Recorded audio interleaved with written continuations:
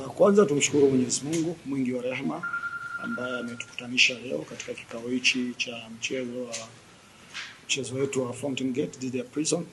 Kiuhalisia tumeshajiandaa vizuri kama Fountain Gate na tuko tayari kwa ajili ya kukabiliana na Prison kutoka mbele. Kweli mechi iliyopita tukufanya vizuri kwa maana tumepoteza dhidi ya Pamba, lakini huu ni mchezo mwingine ambaye tuko nyumbani. Na kiuhalisia tumejipanga kwa ajili ya kutafuta pointi 3 na tumeshakaa chini, tumeangalia tulikosea wapi na kesho tuko tayari kwa ajili ya kutafuta pointi 3. Nataka kusema ni ukweli kabisa kama mechi ya Fountain Gate na Prison haijawahi kuwa nyepesi.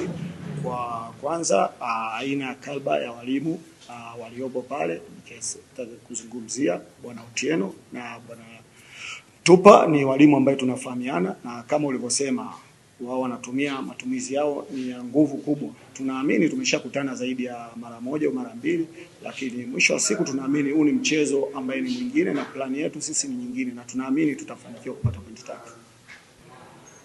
Kiukweli, kiuhalisia bila wao sisi hatuwezi kufanya chochote. Kwa hiyo naamini nguvu yao ni kubwa kwetu kwa ajili inamaanisha support. Wao ni wachezaji wa 12.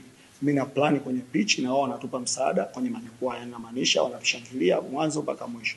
Kwa hiyo wakazi wa Babati namaanisha kwa Manyara wote, Mbulu, sijui Hanang, wapi, hii ni finali kwetu. Wajitokeze kwa wingi kutupa nguvu ambaye itatusababisha kupata pointi 3 na ile slogan yetu ya timu moja ipate kufanikiwa kwa pamoja.